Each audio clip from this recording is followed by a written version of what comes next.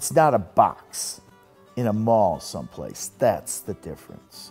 Is that I have senior citizens that come into this theater can say, I got my first kiss with my bride down there in 1943. Okay? And by God, their gum is probably still under the seat.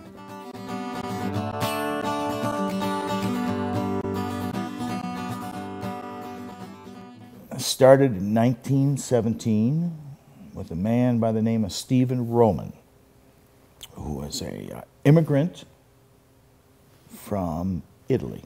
During the height of the coal mining era here, he owned this theater and another one down the street at the time called the Park Theater. And so truly he made his money filling the seats for every Christian soul in this community. The old Steve Roman, he was a tall, thin Italian man, and his two daughters ran the ticket stand. And anyway, old Steve would walk, and the kids all had to sit down in the first few rows down in the front. And old Steve would walk, and he'd bend over and he'd say, "You be quiet or I kick you out," even if you weren't making any noise. And he always had a gray suit on and a tie, and he'd stroll around. You'd go in the door, and Mary would sell you a ticket. They had a little ticket booth there, and you'd step, about 2 feet through this curtain, and then Rosie would take the ticket away from you and hand it back to Mary. So we figured they only had one ticket, and it just kept moving around and around and around and around. Everybody in town, if there had been some communicable disease, everybody in town would have had it because they all touched that same ticket.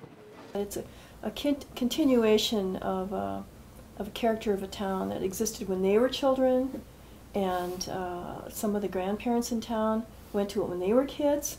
And so I think everybody appreciates that it's a very intimate space. It's kind of fancy, not terribly fancy, but elegant, and it definitely has the best popcorn in town. Any given night of the week, somebody can come down here by themselves and not be by themselves because the place is filled with their friends. It's like going to church. You go to church and you know you're going to go there to this building and be there with a bunch of people that all share similar sentiments, and all walk out afterwards with a similar experience. It isn't important as far as the economy of Red Lodge goes, but it's something that the community appreciates having, and hope it can stay there. I've got a strong reputation here for being able to be the best babysitting service in town. By God, you drop your kids off at 7 o'clock, you've got an hour and a half minimum for a nice quiet dinner with your favorite companion.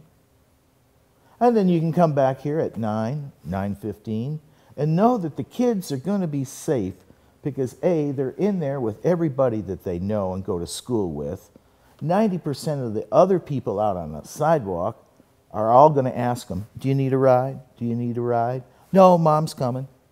It's a secure place for families to drop their kids off or just plain come and not have to worry about ugly incidents. It just doesn't happen. I've been blessed. We got about 2,200 people in town now, which is under half of the population we had back in the days when the mines were going strong. Indication how things have changed. We had 11 grocery stores. We got one now. We had 4 hotels. We got one now. We had 2 dry cleaners. Don't have any now. 3 ladies' shops. We don't have any now. So, been a lot of changes over the years. The old days were good. It's a pressure.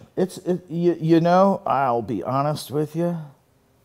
Some days you just wonder why you do it at all, and other days you can't imagine doing anything else.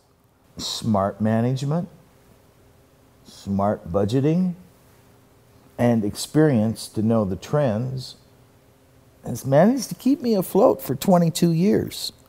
If it wasn't worth my time, I wouldn't be doing it.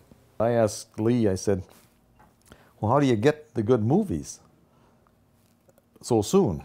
And he said that the movie companies have to provide a certain number of movies for small theaters. Apparently it's in the rules. And he says that, and besides that, he says, I'm always calling and asking them, is it mine yet? Is it mine yet? Is it mine yet? The movies we get is more interesting than from a booking agent, much more individualized to the town. Any movie with a horse in it's a pretty good sell here. Stuff like that. You know, his knowledge of what's going on in the town plays into what movies he chooses and when he plays them and how long he plays them. You got to have the patience to stay with an experiment. And that's what this generally is. It's just 22 years of postgraduate thesis work. I know that many times during the course of whatever it is that I'm doing, whether it's I'm shopping or at the grocery store or at the post office or standing here schmoozing with my friends and neighbors, that as they come in, often they say, thank you for keeping it open.